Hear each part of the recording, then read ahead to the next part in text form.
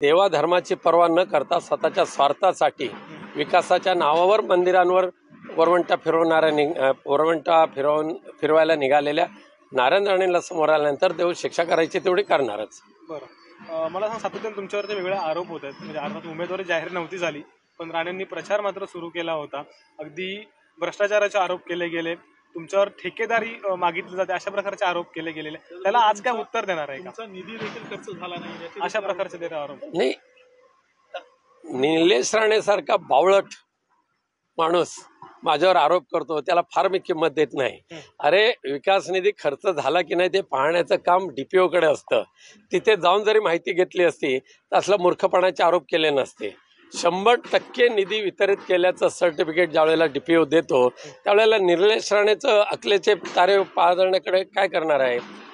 केवळ संपूर्ण आयुष्यामध्ये ज्याचा